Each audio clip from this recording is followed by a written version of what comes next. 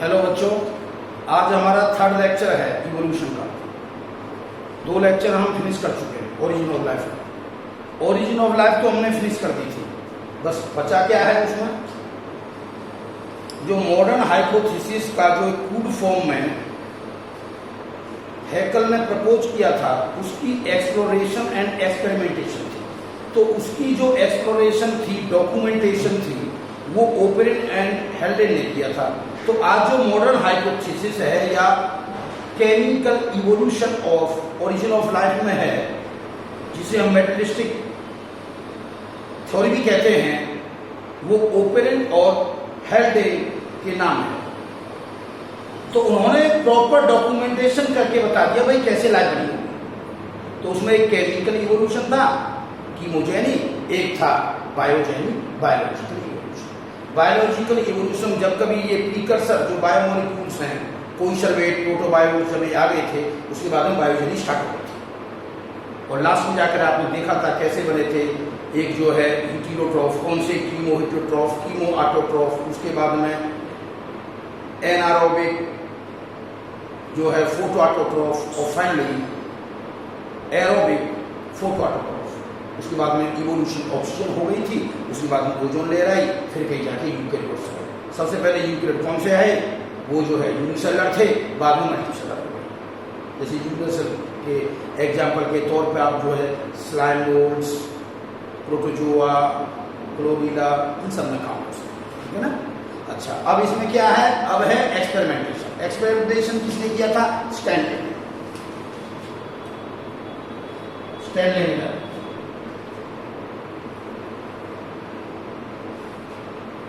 1953 में इसने एक्सपेरिमेंट किया था। He was the undergraduate student of the Harold यूरे।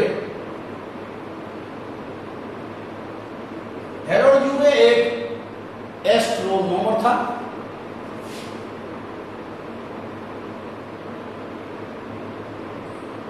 और उसका स्टूडेंट था मिलर।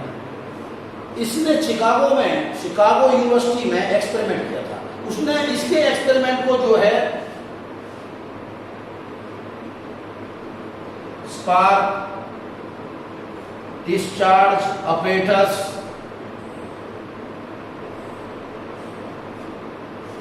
या स्पार्क चैम्बर एक्सपेरिमेंट भी कहते हैं। Spark chamber experiment, spark chamber experiment भी कहते हैं। इसने वो सिमुलेशन कंडीशन पैदा की थी। सिमुलेशन एक्सपेरिमेंट था, सिमुलेशन कंडीशन, जो कि उस प्राइमेवल अर्थ में थी, जो प्रिमिटिव एटमॉस्फेयर था, जो स्टार्टिंग में था, जब कभी अर्थ ओरिजिनेट हुई थी और फर्स्ट लाइफ फॉर्म बनने से पहले, वैसी ही कंडीशन यहां एक्सपेरिमेंटली क्रिएटेड की जाएंगी। और उसके बाद यह देखा जाएगा कि क्या बायोमोलिक्यूल्स या ऑर्गेनिक बायोमोलिक्यूल्स बनते हैं या नहीं, दे आर कंस्ट्रक्टेड और नॉट। अगर वो कंस्ट्रक्ट हो गए तो इसका मतलब क्या हुआ कि इस तरह सिंप्लिसिटी से कॉम्प्लेक्सिटी आगे को बढ़ सकती है। तो एक्चुअली में क्या हुआ था, वो चीज अब हम आपको बताएंगे।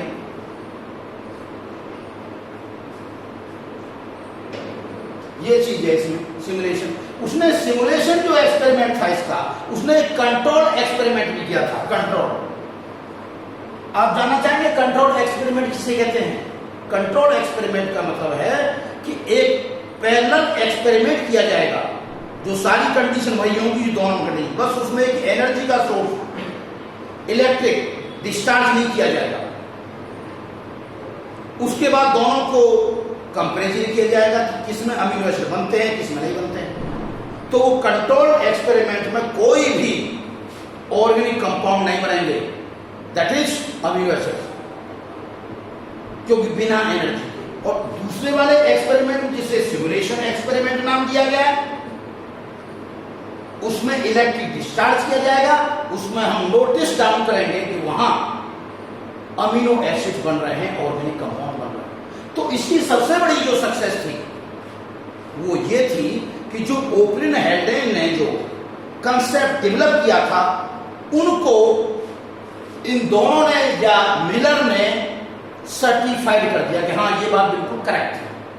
तो उसके बाद पूरे वर्ल्ड वाइड इसको एक्सेप्ट कर लिया गया है कि लाइफ इनिशियली केमिकल इवोल्यूशन से बनी by the gradual process.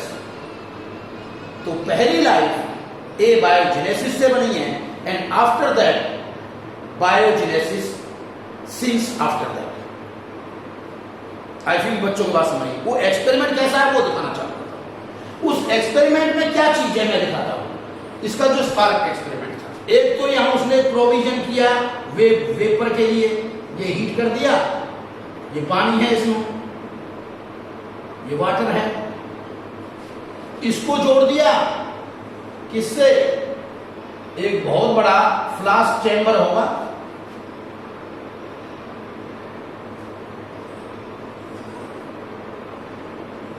Electrode होंगे, यही तो स्पार्क चैम्बर, बिजली की इलेक्ट्रोड है ये,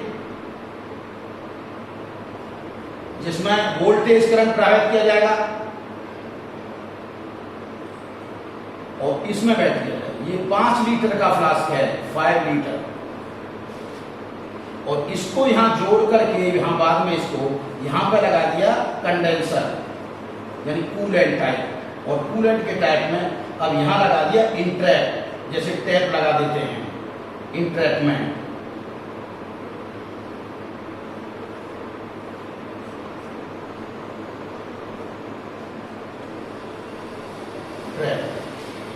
होगा क्या, जब इसको हीटिंग की जाएगी तो यहां से वेपर, स्टीम, वाटर के जो वेपर हैं वो यहां से होते हुए ऐसे जाएंगे। ये क्या है, स्पार्क चैम्बर।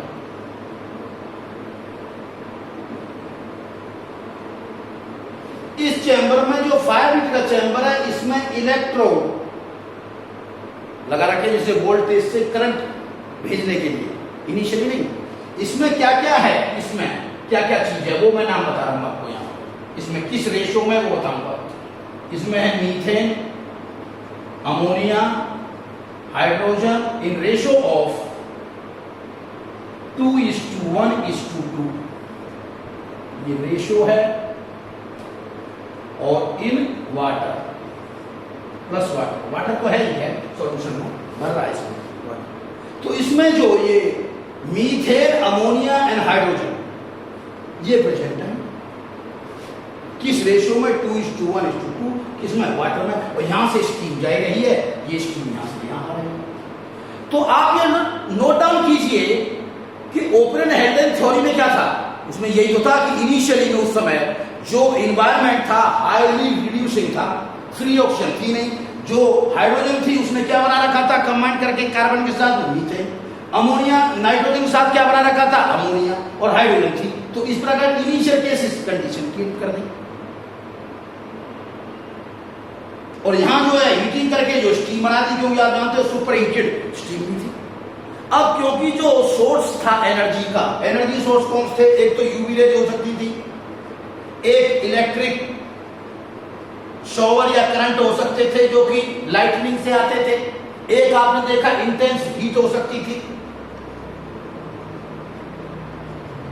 तो यहां जो स्टैनले मिलर ने जो इस्तेमाल किया वो यूवी रेज नहीं की, उसने इलेक्ट्रिक करंट लिया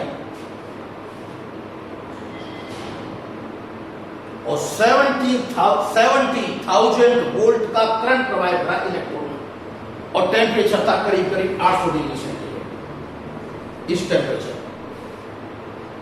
इलेक्ट्रिक करंट जैसे प्रभावित किया, झंझनाहट सी होगी, इसमें करंट जाएगा, और करंट आते ही क्या है, फिर इसमें जो है ये चेंजिंग आएंगे। उसके बाद 18 दिन के बाद जो ये ट्रैप में ये सारा जो मेटेरियल यहां से निकल के आया है, ये 18 दिन बाद उन्होंने ऑब्जर्व किया, इसको देखा, केमिकली एग्जामिन किया इसको, इस ग्रोथ को, तो उसने कहा था हॉट डाइल्यूट सूप। तो एक प्रकार का ये सूप 18 दिन के बाद में इसको छोड़ दिया, इसमें जो एग्जामिन किया तो इसमें जो 5 किस्म के अमीनो एसिड देखे गए थे। वो 5 अमीनो एसिड कौन से थे, सुन लीजिए, एक तो था glycine, alpha, beta, alanine, aspartic acid, और पांचवा था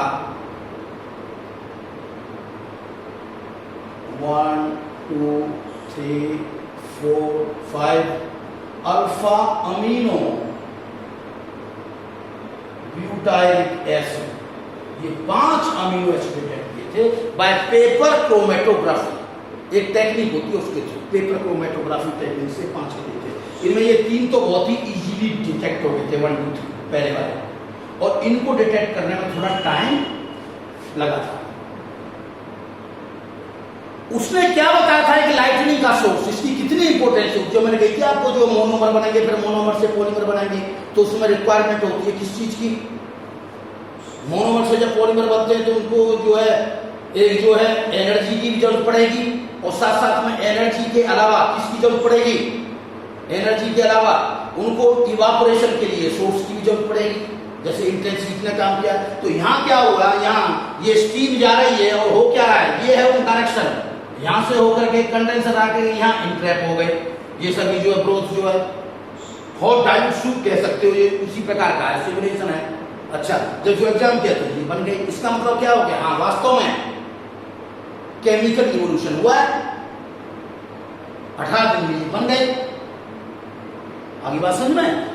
तो इसी प्रकार जो है जब ये हो गया कंट्रोल एक्सपेरिमेंट, जो मैंने कहा था साथ साथ में कंट्रोल एक्सपेरिमेंट और किया था। कंट्रोल का मतलब उसमें बिल्कुल ऐसे ही था, कंडीशन थी, बस क्या हुआ था उसमें, ये इलेक्ट्रिक करंट प्रवाहित नहीं किया था, electric current was not pass through it. तो जब नहीं पास किया था तो वही कंपोजिशन थी, यही कंपोजिशन जो है मीथेन, अमोनिया, हाइड्रोजन की 2:1:2, पर उसके बावजूद ही जब इंटरैक्ट होने के बाद देखा तो वहां कुछ नहीं बना, नहीं बना। इसका मतलब जो कंडीशन रिक्वायर्ड होती है, मैं आपको बता रहा था लाइफ बनने के लिए क्या क्या कंडीशन होती है, तो इससे प्रूव हो गया। अच्छा, उसके बाद में एक्सपेरिमेंट करने वाले बहुत लोग हैं, रशियन थे पेवलोवस्काई,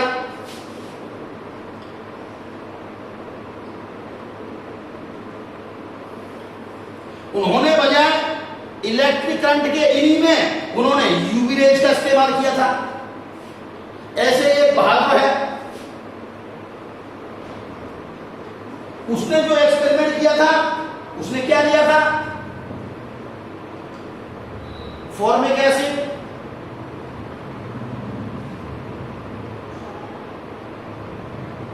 फॉर्मल्डिहाइड, फेरिक क्लोराइड, अमोनिया, और उसको एक्सपोज कर दिया इंटेंस सोलर लाइट से, सीधी सोलर लाइट मारा। तुम सोलर लाइट भी तो थी वहां पर, इन सही पर फॉर्मल्डिहाइड, फॉर्मल्डिहाइड से फॉर्मिक एसिड बनता है, तो फॉर्मल्डिहाइड, फेरिक क्लोराइड, अमोनिया पर जब मारा तो उसने क्या देखा, almost all kind of amino acids are form, सभी अमीनो एसिड। तो इससे यह मालूम पड़ेगा कि हाँ भाई केमिकल इवोल्यूशन हुआ है, ठीक है ना, या ये स्टेप वाइज ये काम हुआ है। ओके, ये हो गया बेटा पूरा। तो ओरिजिन ऑफ लाइफ हो गई पूरी, तो ओरिजिन वर्ड हो गया पूरा। अब इवोल्यूशन ऑफ लाइफ की बारी है।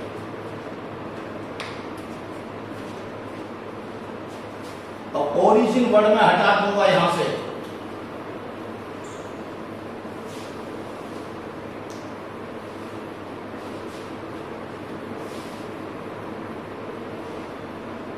अब आपने देख लिया एस्पार्टिक एसिड था, ग्लूटामिक एसिड इसके ओरिजिनल एक्सपेरिमेंट में नहीं था। कई बार किताबों में क्वेश्चन आता भी है ना, कौन सा अमीनो एसिड नहीं था। कुछ जगह पे कई प्लेटफॉर्म पर बता दिया जाता है कि ग्लूटामिक एसिड भी फॉर्म हुआ था, नहीं ओरिजिनली में नहीं था, बाद वाले एक्सपेरिमेंट में था, ठीक है ना। तो मैंने बता दिया उसमें क्या था, एस्पार्टिक एसिड था, ग्लूटामिक नहीं था। अब बच्चों हमारी बारी है इवोल्यूशन।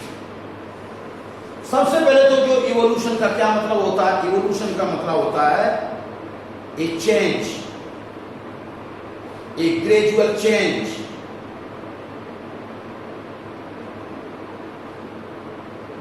जैसे आपने देखा होगा स्टार पैदा होते हैं, बर्थ होते हैं, मर जाते हैं और नए नए स्टार पैदा होते हैं, तो वो स्टार का इवोल्यूशन हुआ, वो स्टीलर इवोल्यूशन हुआ। तो इवोल्यूशन तो जो है इनऑर्गेनिक मटेरियल्स का भी हुआ है, इनऑर्गेनिक कंपाउंड। एक बात बता दूं, पॉपुलेशन इवॉल्व करती है और उनका जेनेटिक बेसिस होता है। एक किसी एक इंडिविजुअल का इवोल्यूशन नहीं होता।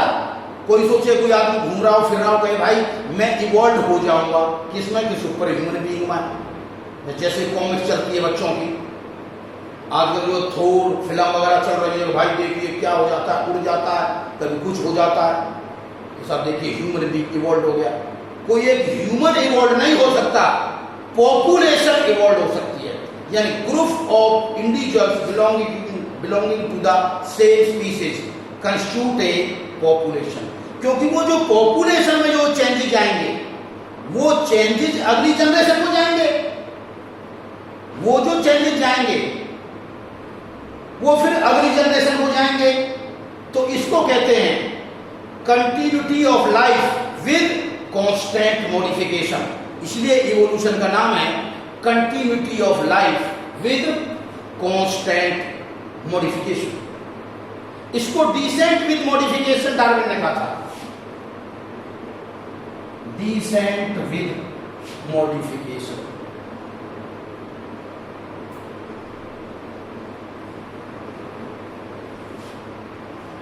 बट दी टर्म जो इवोल्यूशन थी, टर्म जैसे कोई नाम होता है किसी का, जैसे आपका कोई नाम होगा तो किसी पंडित ने रखा या आपने किसी किताब से लिया या कोई रख के गया वो नाम, तो उसको कहते हैं term. The term was coined by, यानी evolution term was coined bye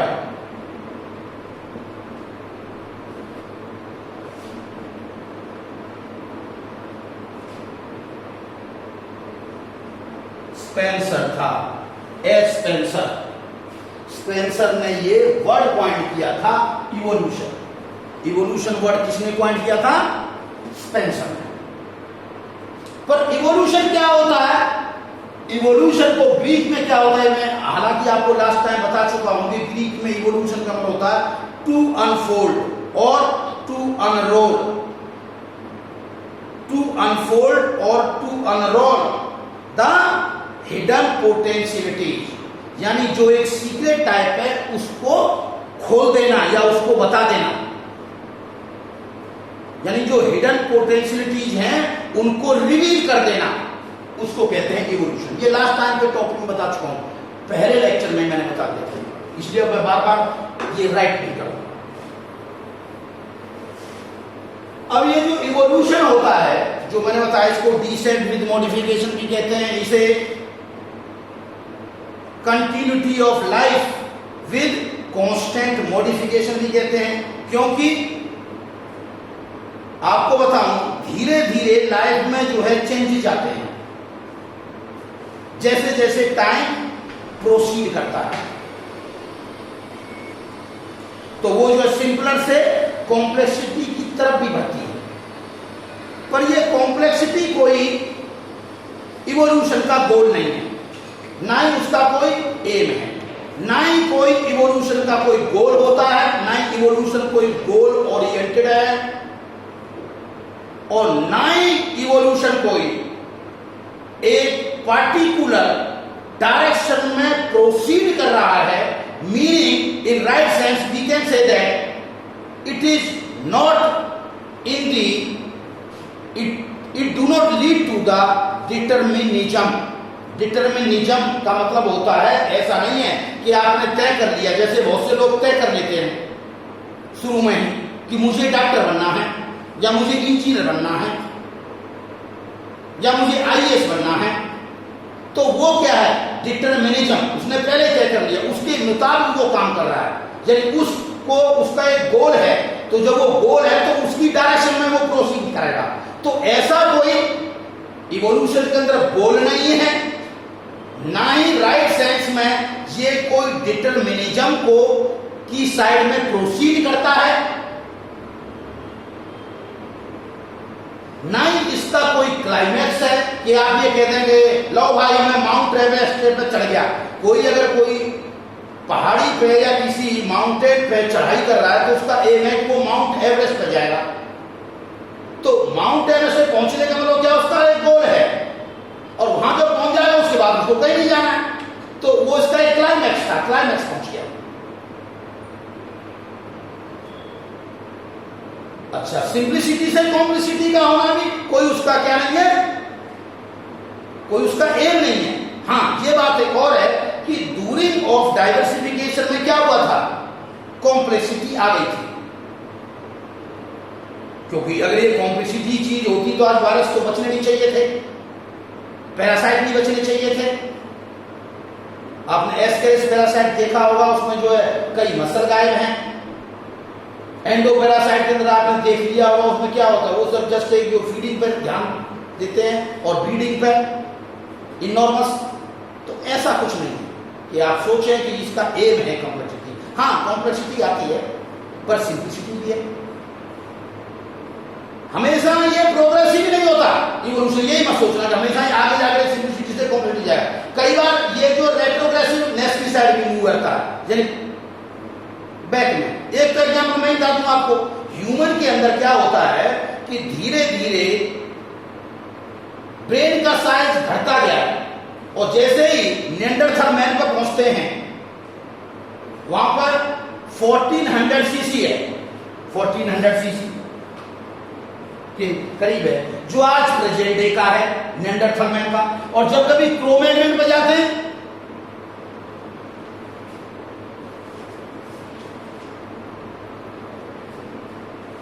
तो वो 1600 सीसी या उससे भी बियॉन्ड पहुंच जाता है। और आज जो प्रेजेंट डे मैन है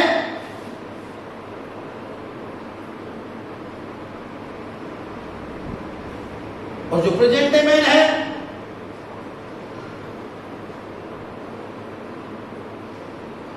यानी मॉडर्न मैन, तो उसकी कैपेसिटी कितनी है, 1400 सीसी। तो हुआ क्या है, आप देखिए, ब्रेन बजाय घटने के क्रो-मैग्नन की बात में फिर वो घट गया, तो ब्रेन के हिसाब से तो रेट्रोग्रेसिव हुआ है ना।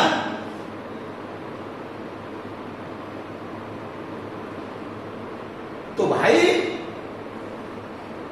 कॉम्प्लेक्सिटी हो सकती है, ये हमने कहा, पर सिंप्लीफिकेशन भी हो सकता है। जैसे जो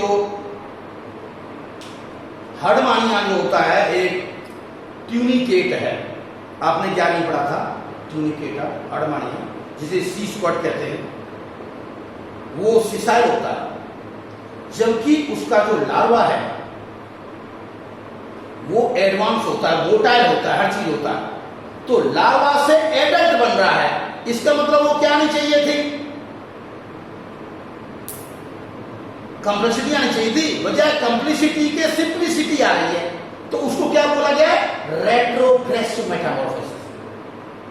अगली बात समझ में, क्यों, ये कुछ कंडीशंस होंगी वहां की जो तय कर रही होंगी इस चीज को। तो इसलिए आप ये शॉर्टी से नहीं कह सकते कि भाई ये किसी एक पार्टिकुलर डायरेक्शन में ही प्रोसीड करेगा, या इसका कोई पार्टिकुलर एम है, या ये किसी प्रकार के क्लाइमैक्स को अचीव करेगा।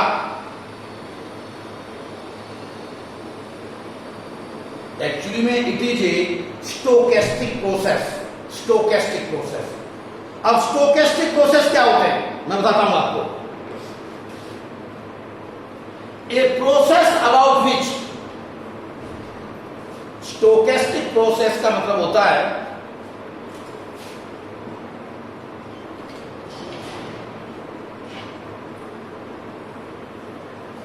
a process about which we cannot become 100% sure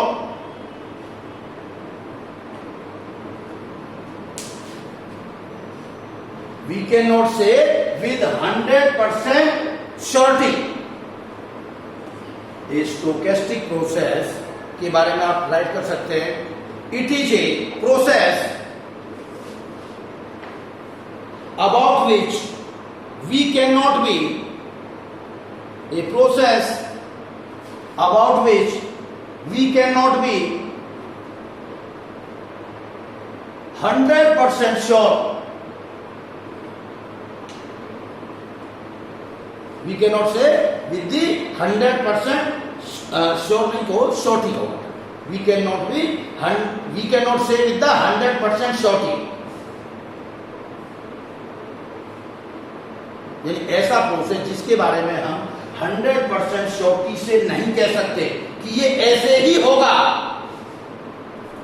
यानी उसमें कोई बाई चांस इवेंट इन्वॉल्व हो सकते हैं, वो किसी और डायरेक्शन में भी जा सकता है।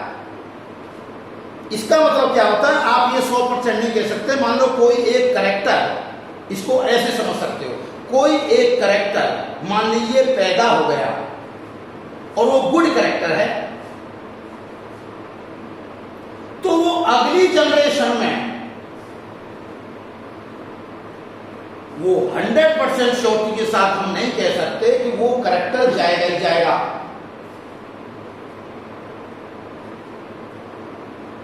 तो जो ऐसा इवेंट होता है उसे कहते हैं स्टोकेस्टिक इवेंट या स्टोकेस्टिक प्रोसेस। तो इवोल्यूशन कैसा होता है, it is a stochastic process. Stochastic process का मतलब क्या होता है, ऐसा process about which we cannot say with 100% surety और एक्यूरेसी। ऐसा प्रोसेस जिसके बारे में हम 100% श्योरिटी और एक्यूरेसी से नहीं कह सकते। हम ये कहते हैं कि भाई जनरली हम ये कहते हैं कि ऐसा है कि भाई कोई एक गुड कैरेक्टर आ गया और वो उसके हिसाब से बेनिफिशियल है तो जनरली ट्रांसमिट हो जाएगा, पर क्या वो 100% हो जाएगा, तो वो हम नहीं कह सकते।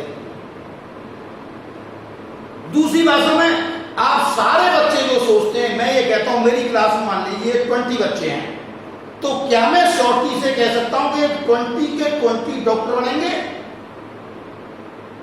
मान लो किसी की तबीयत ही खराब हो जाए या किसी का तैयारी बीच में से वो पढ़ना ही छोड़ दे, तो आप किसी के मामले में 100% नहीं कह सकते, यानी उसमें बाई चांस इवेंट हमेशा इन्वॉल्व होती है। कोई ऐसे इवोल्यूशन में बाई चांस इवेंट होते हैं। जैसे मैं आपको बताऊं, जेनेटिक ड्रिफ्ट एक बाई चांस इवेंट होता है, क्योंकि नेचुरल सिलेक्शन एक मेन ड्राइविंग फोर्स है, वो एक इवोल्यूशन को लेके जा रही है, ड्राइविंग फोर्स। जैसे एक बस आपको लेकर के दिल्ली जाए, आपको दिल्ली जाना है पर बस लेके जा रही, तो बस एक ड्राइविंग फोर्स है, तो क्या वो बस के अलावा कोई जो है स्कूटर से भी तो जा सकता है, और भी इवेंट इवेंट हो सकते हैं। मान लो बस खराब हो जाए बाई चांस, तो क्या हो गया, आपको और किसी का भी सहारा लेना पड़ सकता है। तो उसी तरह मैं बताना चाह रहा हूं, स्टोकेस्टिक प्रोसेस का होता है ऐसे प्रोसेस जिनके बारे में हम 100% श्योरिटी से नहीं कह सकते। कहने का मतलब ये हुआ कि इसके अंदर इवोल्यूशन में एक बाई चांस इवेंट भी इन्वॉल्व होते हैं, ये है। तो इस तरह बहुत सी सारी बातें निकल के आ रही हैं इवोल्यूशन में। जब बहुत सी बातें यही जो भी मैंने बोली है, ये सब बातें जब निकल के आ रही हैं, तो मैं क्यों नहीं इसके मामले में टॉपिक बना दूं, द कैरेक्टरिस्टिक ऑफ इवोल्यूशन। तो मैं एक टॉपिक बनाता हूं, कैरेक्टरिस्टिक ऑफ इवोल्यूशन। तो कैरेक्टरिस्टिक इवोल्यूशन पहला पॉइंट नोट कीजिए। पहला, evolution is A continuous process. Evolution कैसा होता है, it is a continuous process.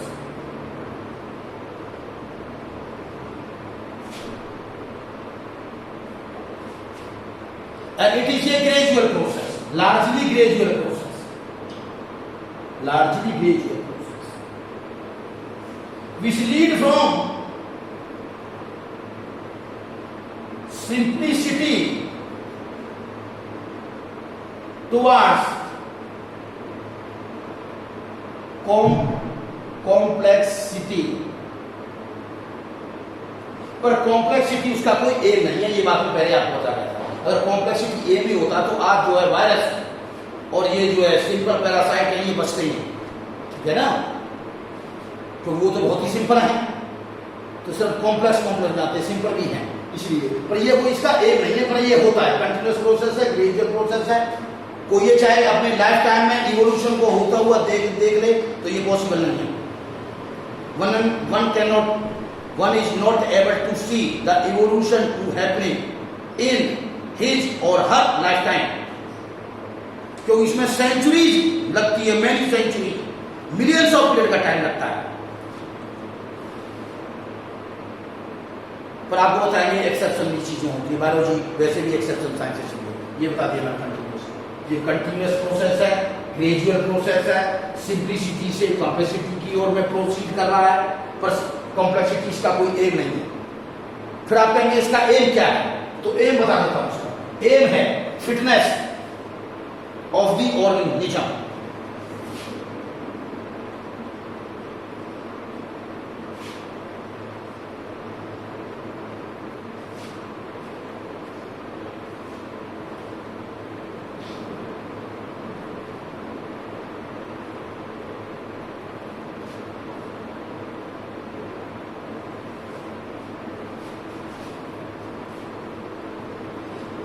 Fitness of the organism in the surrounding medium, or in its environment. Fitness का मतलब क्या होता है? फिटनेस किसके लिए होती है?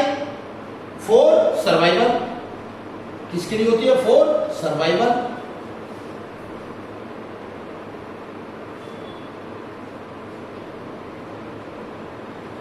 ये फिटनेस ऑफ ऑर्गेनिज्म कब अचीव होगी? जब वो इंडिविजुअल वहां पे क्या हो जाएगा? Completely adapted.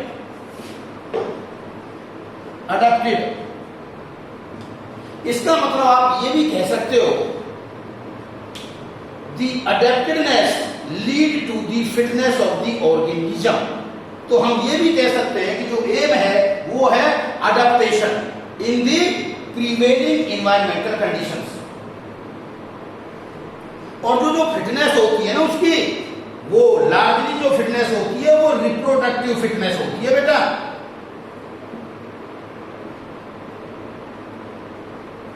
रिप्रोडक्टिव फिटनेस का मतलब क्या है कि जैसे इंडिविजुअल माहौल में जो अडेप्ट करते हैं अपने आप को, वो रिप्रोडक्टिवली बेटर होते हैं दूसरों मुकाबले। इसलिए तो मैंने कहा कि वो जो अपने ऑफस्प्रिंग छोड़ेंगे और उस इन्वायरमेंट में जो नीड के मुताबिक मॉडिफिकेशन अक्यूमुलेट होंगी, तो अगली जनरेशन में भी तो जानी चाहिए वो।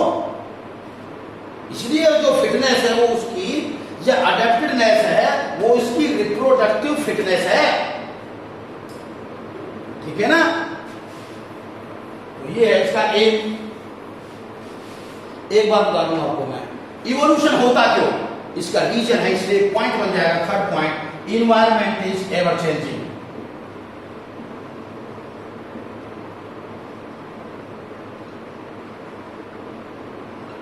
इन्वायरमेंट कभी भी कांस्टेंट नहीं होता, वो बदलता रहता है। आप खुद देख लीजिए, अगर आप एक शॉर्ट में भी देखें तो आप देखिए कितने कितने सीजन होते हैं। सुबह शाम में भी आप देखिए, सुबह कैसा मौसम होता है, शाम कैसा होता है, पल पल मौसम बदल रहता है। तो ये कौन सा है? हमारा माइक्रो इन्वायरमेंट। तो माइक्रो इन्वायरमेंट बदलता है। अंदर भी आप देखिए, जो बॉडी के अंदर जो फिजियोलॉजिकल कंडीशन हो रही हैं उनमें भी बदलाव आता रहता है। अगर आपने खाना नहीं खाया तो आपको कहेंगे पेट में जो है चूहे कूद रहे हैं, तो वो भी तो बॉडी का उसमें बदलाव ही है, वो change.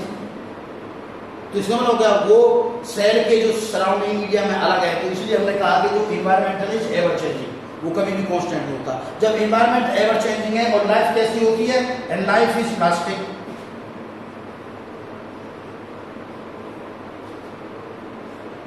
And not static.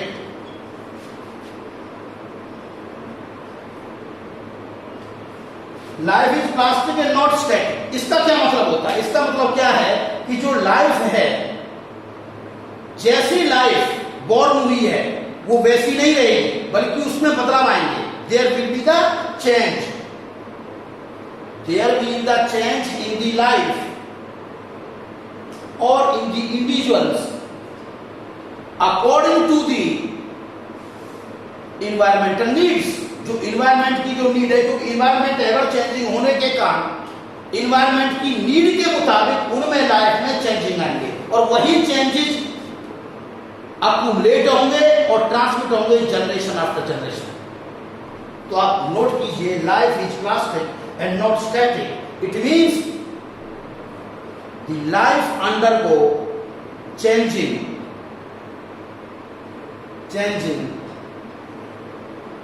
according to the environmental needs, and such changes are accumulated generation after generations.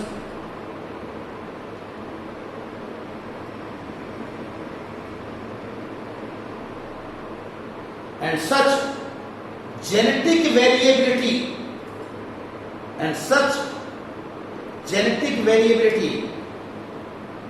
or such changes in the population or gene pool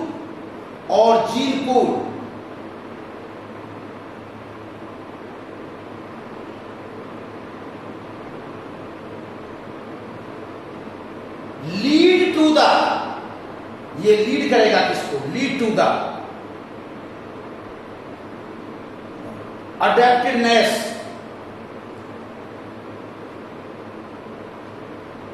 of such individual species oblique population. तो ये population अब जो है ancestor जो population उससे बिल्कुल बदल गई, यानी चेंज हो गई। ये चेंज होने को ही आप क्या कह रहे हो? इवोल्यूशन। यानी वन जनरेशन से नेक्स्ट जनरेशन में जो चेंज जा रहा है, इसी को तो आप इवोल्यूशन कह रहे थे। तो ये इवोल्यूशन जो ये चेंज जो हुआ है वो किसमें हुआ है? जीन पूल में। क्योंकि आप देखिए इंडिविजुअल का होता है जीनोम और पॉपुलेशन का होता है जीन पूल। पॉपुलेशन या स्पीसीज का क्या होता है? Gene pool. इसलिए हम कहते हैं कि जो इवोल्यूशन है it is the property of population. तो नेक्स्ट पॉइंट में क्या हो गया? पॉइंट नंबर 5 क्या आता है? Evolution is the property of populations. यानी जो स्मॉलेस्ट यूनिट है वो एक पॉपुलेशन होती है, कम से कम इंडिविजुअल नहीं होता। पर आपको एक बात बता दूं, जो नेचुरल सिलेक्शन होता है, यानी नेचर जिसे सिलेक्ट करता है वो पॉपुलेशन को थोड़ी सिलेक्ट कर रहा है, वो तो इंडिविजुअल को सिलेक्ट करता है ना। नेचुरल सिलेक्शन किसे सिलेक्ट करता है? इंडिविजुअल को। पर जो इवोल्यूशन होता है वो किस पे होता है? पॉपुलेशंस पे। तो जो बेसिक यूनिट है इवोल्यूशन की वो इंडिविजुअल न होकर के पॉपुलेशन है। वो कौन है बेसिक यूनिट?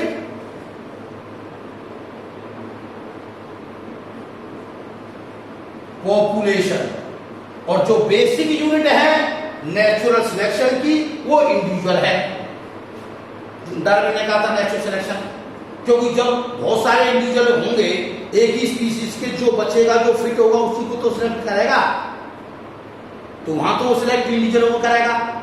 फिर ऐसे ऐसे बहुत सारे इंडिविजुअल जो फिट हो जाएंगे अपने जीन पूल को जो चेंज करेंगे। जेनेटिक नोवेल्टी जो आ रही है पॉपुलेशन में, जेनेटिक नोवेल्टी वही तो स्प्रेड होती है, उससे इवोल्यूशन होता है। तो जो जनरेशन आफ्टर जनरेशन जो फैलता है वो क्या फैलता है? वो चेंज किसमें होता है? जीन्स में, यानी उसका जेनेटिक बेसिस होता है। तो evolution is a property of population and not of individual, और natural selection operate over individual. ये इसको आप बॉक्स में डाल लेना। हाँ, एक बात बताऊं, ये जो जेनेटिक नॉवेल्टी थी या वेरिएशन था, इस वेरिएशन का काज कौन था?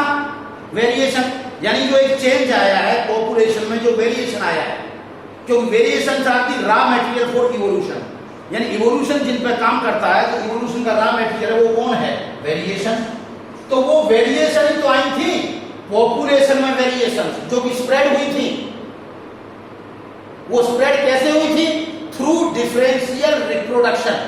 वो जो स्प्रेड हुई थी वेरिएशंस इन पॉपुलेशन, उनका प्रोसीजर क्या था? थ्रू डिफरेंशियल रिप्रोडक्शन, यानी कोई इंडिविजुअल ज्यादा स्पीसीज छोड़ेगा जो फिट होगा, कोई इंडिविजुअल कम स्पीसीज छोड़ेगा। ये पॉइंट जब मैं आपको आगे बढ़ाऊंगा तब आपको बहुत क्लियर होगा बेटा। अभी बताने लग गया तो बहुत टाइम खर्च हो जाएगा मेरा, पर फिर भी मैंने ये पॉइंट बता दिया, आपको बताऊंगा मैं। तो variation are the raw material जिन पे काम होता है, तो ये इवोल्यूशनरी सिग्निफिकेंस होती है वेरिएशन। ये वेरिएशन आई कैसे? वेरिएशन का जो मेजर काज होता है वो होता है म्यूटेशन। कौन होता है? म्यूटेशन। वेरिएशन का जो मेन रीजन है वो है म्यूटेशन। अब आगे आगे बढ़ेंगे। Mutation is the main cause of the variation and variations are the raw material for evolution, जिन पे इवोल्यूशन ऑपरेट करता है। और ये वेरिएशन पैदा किसमें होती है? पॉपुलेशन में। और पॉपुलेशन में ये वेरिएबिलिटी फैलती कैसे है? Through differential reproduction.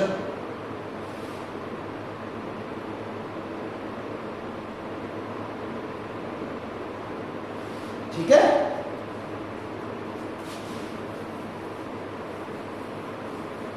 अच्छा, एक पॉइंट नोट कीजिए, अगर कोई ऐसी वेरिएबिलिटी आ जाए जिसका एक्सप्रेशन ही ना हो, कोई वेरिएबिलिटी आए और उसका फिनोटाइपिक एक्सप्रेशन ना हो, यानी कोई चेंज तो आ जाए, जीन में चेंज आ जाए, there is a change in the genotype, but उसका क्या हो रहा है? फिनोटाइपिक एक्सप्रेशन नहीं हो रहा, तो क्या नेचुरल सिलेक्शन उसे सिलेक्ट करेगा? क्या उसका कोई इवोल्यूशनरी सिग्निफिकेंस है? तो मैं आपको बताऊं, नेचुरल सिलेक्शन उसको सिलेक्ट कर ही नहीं सकता। कैसे करेगा? उसका कोई इवोल्यूशनरी सिग्निफिकेंस नहीं। जैसे फॉर एग्जाम्पल, इसको मैं कैसे समझाता हूं, इसको आप ऐसे समझ सकते हो कि बर्ड्स जब उड़ते हैं तो नीचे वो क्या करते हैं? मौत को पकड़ लेते हैं, मौत को, क्योंकि उन्हें वो खानी है मौत। तो और मौत या ड्रोसोफिला, और मान लो वो ड्रोसोफिला कैसा है, उसकी आंखें लाल, तो उस माहौल में उसको साफ दिखाई दे रहा है, मान लो ड्रोसोफिला, तो वो क्या कर लेगा? उसको पकड़ लेगा।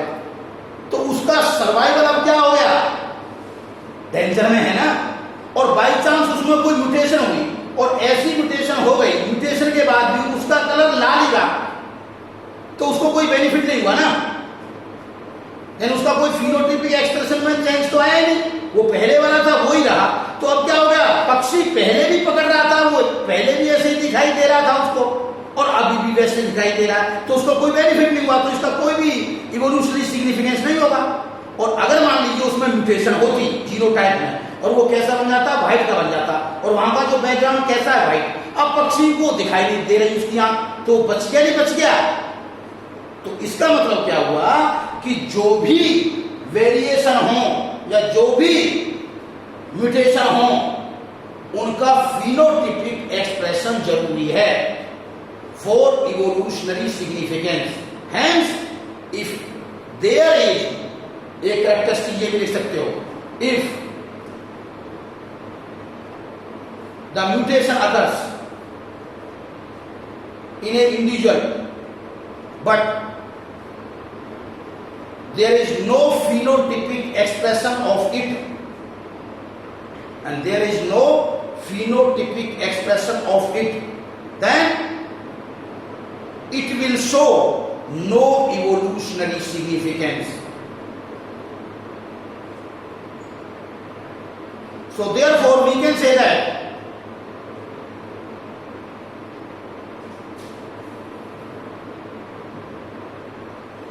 any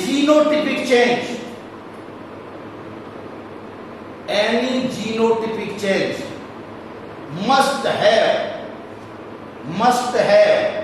phenotypic expression for evolutionary point of view, यानी उसके अंदर जो भी चेंज आ रहा है उसका एक्सप्रेशन फिनोटाइप के रूप में होना चाहिए, तभी इवोल्यूशन उसको सिलेक्ट कर सकता है।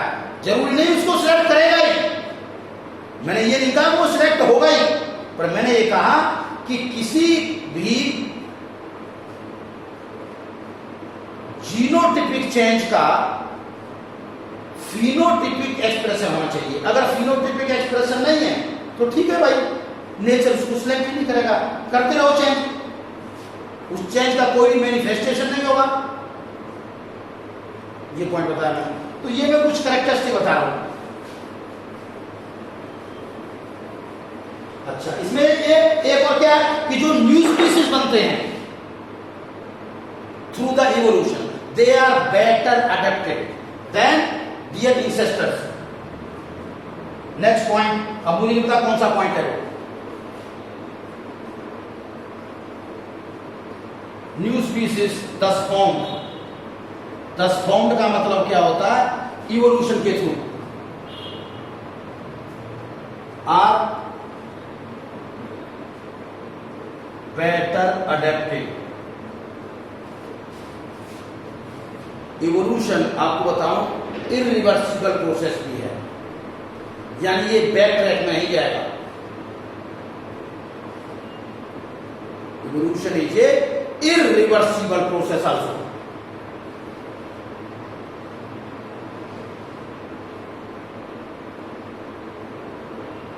एक बात और बताऊंगा, the organism cannot adapt themselves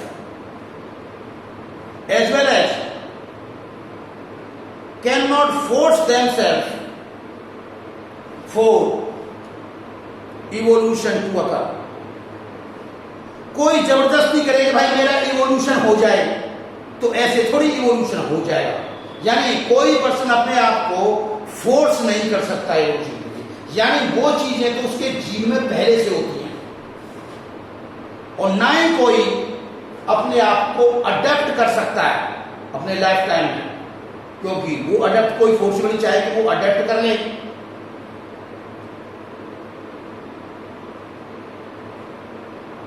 आपको सब जीरो टेम्परेचर पर पहुंचा दिया जाए, माइनस पे, और आपसे कहा जाए कि इसी रूप में आप अपने को अडेप्ट कीजिए, कैसे कर लोगे? आप अडेप्ट नहीं कर पाओगे। आप लोगों या तो मेरे पास कपड़े होने चाहिए वैसे माहौल के, तो वो अडेप्टेशन थोड़ी है, वो तो एक्लिमेटाइजेशन है, अडेप्टेशन नहीं है।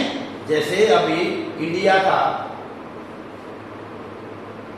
चाइना के साथ कॉन्फ्लिक्ट चल रहा है बहुत भारी, आप जानते हैं, लद्दाख एरिया में। तो अब हमें पता है कि अब आने वाले टाइम पे विंटर आने वाली है, तो हमने पहले ही ऑर्डर प्रोवाइड कर दिया है विंटर ड्रेस के लिए, क्योंकि सब जीरो टेम्परेचर हो जाएगा। तो वो क्या होगा कि उसको लेकर के, यानी जो बाहर से दिया जाएगा, वो क्या करेंगे? एक्लिमेटाइज करेंगे अपने आप को, फिजियोलॉजिकली अपने को वहां पर एडजस्ट करेंगे। वो अडेप्टेशन नहीं है। अडेप्टेशन तो होती कि इतने दिन से वो वहां उनकी प्लेसमेंट है, तो अपने आप ऑटोमेटिकली उस टेम्परेचर को डील करने का मैकेनिज्म उनमें पैदा हो जाए, पर वो नहीं हो रहा है ना, तो वो उनकी क्या है? एक्लिमेटाइजेशन। एक्लिमेटाइजेशन को अडेप्टेशन से कंफ्यूज मत करना, पर जनरल भाषा में हम एक्लिमेटाइजेशन को और अडेप्टेशन को एक ही बोल देते हैं, पर ये दो अलग चीजें हैं। आप आगे चाहोगे उसके बारे में और बता दूंगा, पर क्योंकि लेक्चर बड़ा हो जाएगा इसलिए ये कैरेक्टरिस्टिक भी मुझे फिनिश करने ही आता, ये होता है। तो इसका मतलब क्या हुआ? कोई, अच्छा मैंने क्यों कहा था कि कोई भी अपने आप को अडॉप्ट नहीं कर सकता या फोर्सिबली वो इवोल्यूशन में जा सकता।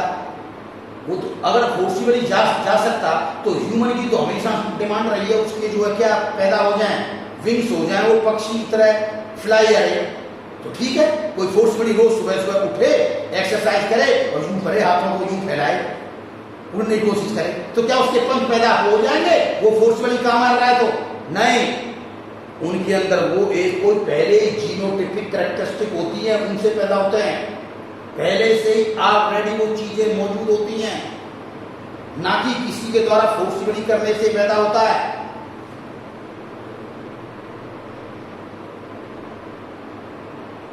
और मैंने एक बात तो आपको पहले बता दिया था कि इंडिविजुअल वैसे भी इवॉल्व नहीं होते, बल्कि पॉपुलेशन इवॉल्व होती हैं। ये बात मैंने लास्ट पहले बता दिया था आपको कि evolution is the property of population, not of the individual. तो ये बात बता दी मैंने आपको। अच्छा एक बात बताऊं, ह्यूमन इंटरफेरेंस ने क्या कर दिया है कि इस इवोल्यूशन को फास्ट कर दिया। द ह्यूमन इंटरफेरेंस और एंथ्रोपोजेनिक एक्टिविटी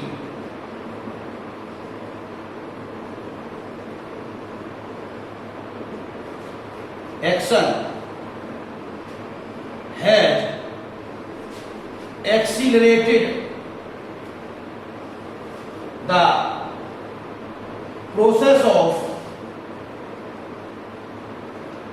evolution. कैसे कि आप ये बताइए इवोल्यूशन कैसे कर दिया है कि आप देखिए by use of pesticide, insecticide and antibiotics, यानी वो माहौल था ही नहीं पहले इन्वायरमेंट। तो जो माइक्रोब्स जो कि सेंचुरीज ले रही थी एक नया स्पीशीज बनने में, अब वो क्योंकि उनका माहौल बदल दिया है, तो वो जो पहले सेंचुरीज में हो रहा था अब वो डिकेड में हो रहा है। That is occurring in decades. ये नए नए स्पीशीज बन रहे हैं। उसका कारण कौन है? Human interference. एंथ्रोपोजेनिक, एंथ्रोपोलॉजी का मतलब होता है स्टडी ऑफ प्राइमेट्स। तो प्राइमेट भी इस काम को एक तो रहेंगे नहीं कि साहब किसी को एंटीबायोटिक जाकर खिलाए आएंगे या मच्छरों को मारने के लिए यूज करेंगे इंसेक्टिसाइड, पेस्टिसाइड, विडिसाइड का इस्तेमाल करेंगे। वो तो कौन होते हैं? वो तो ह्यूमन की एक्टिविटी होती है, वो जिम्मेवार है इस सब के लिए।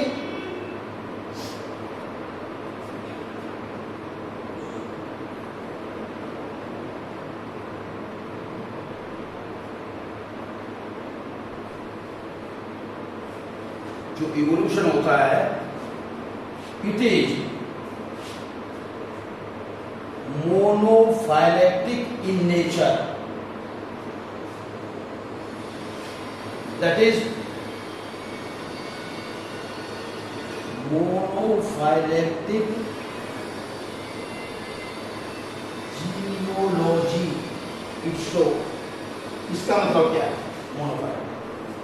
आप ये देखिए आज जितने भी इंडिविजुअल्स हैं, प्लांट हैं, एनिमल्स हैं, माइक्रोब हैं, कभी न कभी इन सभी का इंसेस्टर तो एक ही था ना, क्योंकि जब ओरिजिनल लाइफ हुई थी तो उस समय कोई एक था इंडिविजुअल। तो आप इसको ऐसा कह सकते हो कि एक पेड़ है, कोई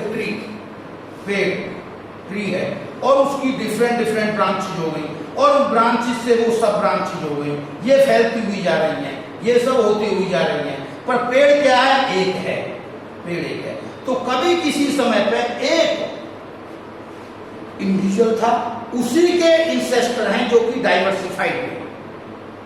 तो इसको बोला गया है कि evolution as a whole is the monophyletic in nature या मोनोफाइलेक्टिक जीनोलॉजी।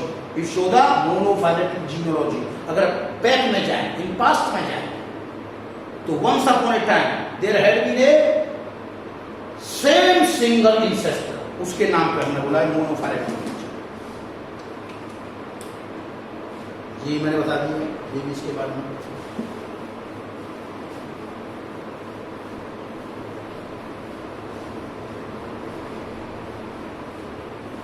इवोल्यूशन एक होता है डाइवर्जेंट इवोल्यूशन, एक होता है कन्वर्जेंट इवोल्यूशन।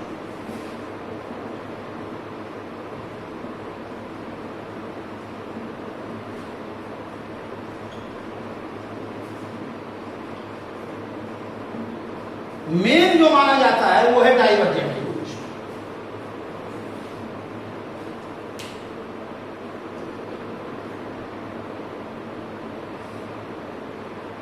यानी एक एंसेस्ट्रल स्टॉक से, एक जगह से, the individual belonging to the same ancestral stock. मैंने क्या कहा? Individual belonging to the same ancestral stock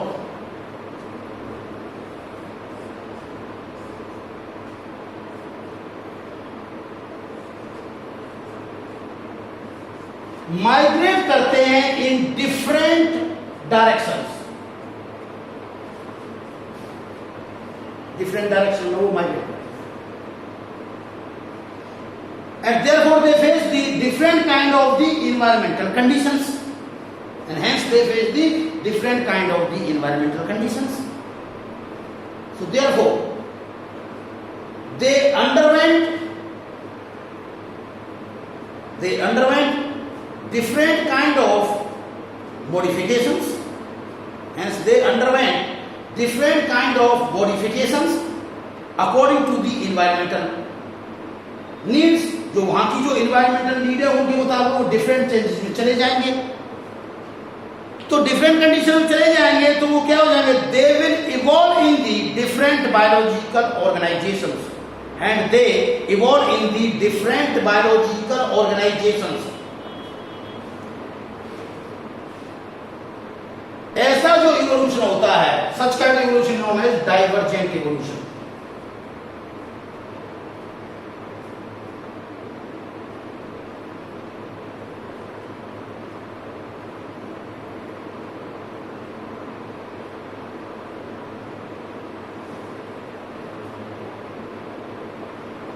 homology होती है ना, होमोलॉगी जो आएगा आपके आगे,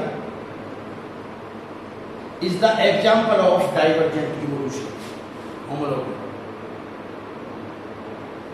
यानी homologous organs are the result of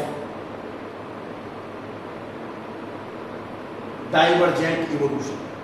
main होता है divergent evolution। तो divergent evolution क्या करता है? स्प्रेड करता है in different directions, जबकि on the other hand ये कन्वर्जेंट इवोल्यूशन सुपरफिशियल सिमिलरिटी लाता है। सुपरफिशियल सिमिलरिटी, सुपरफिशियल सिमिलरिटीज का मतलब क्या है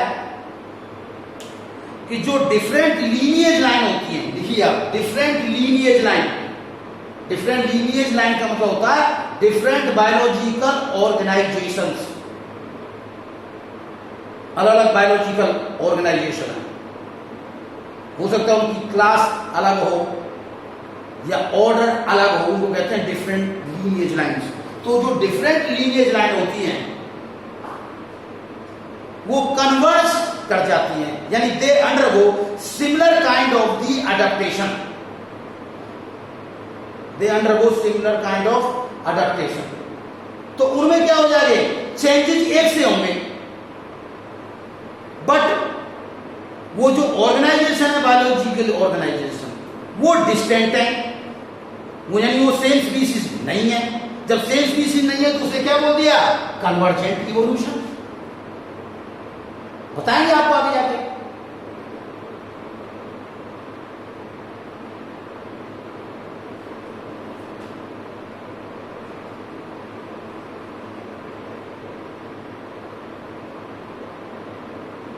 एनालॉगी एग्जाम्पल है कन्वर्जेंट इवोल्यूशन का। एनालॉगी यानी एनालॉगस जो ऑर्गन्स होते हैं, analogous organs, they are the result of convergent evolution. पर आपको बताऊं इवोल्यूशन में जो मेन रोल होता है वो डाइवर्जेंट का होता है, कन्वर्ज का होता है पर वो कम रोल होता है।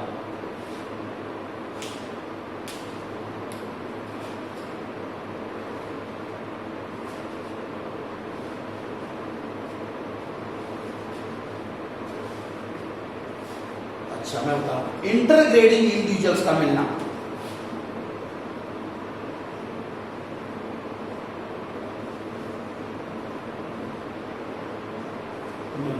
the presence of intergrading individuals reveals that evolution had occurred, evolution हुआ है। intergrading individuals, intergrading individuals वो इंडिविजुअल्स होते हैं जो दो क्लासेस का या दो फाइला का या दो ऑर्डर के बीच के कैरेक्टरिस्टिक को बताते हैं, यानी जो दो ग्रुप्स के कैरेक्टर्स को शो करते हैं। वो ये बताते हैं कि हाँ ये ग्रुप इसमें चेंज हुआ है, जैसे इसमें पेरिपेटस आएगा, लंगफिश आएंगी, नियोपिलिना आएगा, न्यूपाइलिना, ये भी सब आएगा जो मोलस्क और एनिड में कनेक्टिव लिंक है। वायरस को आप जो लिविंग और नॉन लिविंग के बीच में मानते हो, यूरिना को आप जो है प्लांट और एनिमल के बीच में मानते हो कनेक्टिव लिंक, प्रोटीओस्पोंजिया को आप जो है प्रोटोजोआ और पोरिफेरा के बीच में मानते हो, पेरिपेटस को एनिलिडा और आर्थ्रोपोडा के बीच में मानते हो, लंगफिश को जो है लैटिमेरिया को, लंगफिश को सिलोकैंथ, लैटिमेरिया में सिलोकैंथ आपके इंचार्ज दिया हुआ कनेक्टिंग लिंक मानी गई है, पाइसिस और एम्फीबिया के बीच में likewise lungfish, egg-laying mammals connecting link माने गए रेप्टिलिया एंड मैमल्स के बीच में। ऐसे ही एक आर्कियोप्टेरिक्स होगा लिथोग्राफी का,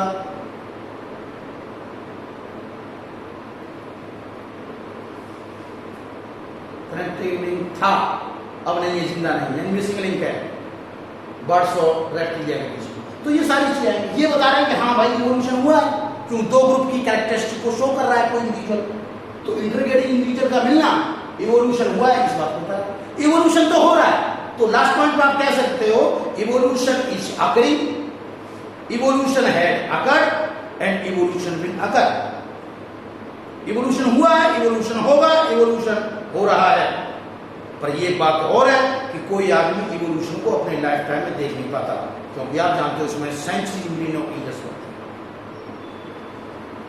तो ठीक है बच्चों, आज मैंने ये कैरेक्टरिस्टिक इसलिए बताई है। एक बात और मैंने बताया था आपको कि जो इवोल्यूशन होता है वो एक डायरेक्ट प्रोसेस नहीं है in term of determinism, it is not direct process in term of या in sense of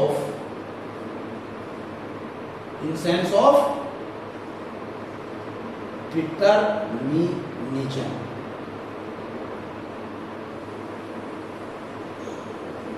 कि आप सोचें कि ये इसी डायरेक्शन में फ्लो करेगा। आप सोचें जैसे आप कहीं जा रहे हैं तो आपका एक पार्टिकुलर डायरेक्शन में आप जा रहे हैं, आप सोचें वैसा ही होगा जैसा आप एक्सपेक्ट कर रहे हैं, तो ऐसा कुछ नहीं होता। ये भी correct. Thank you very much. तो लेक्चर नंबर 3 हो गया बेटा, अगले में फिर आगे।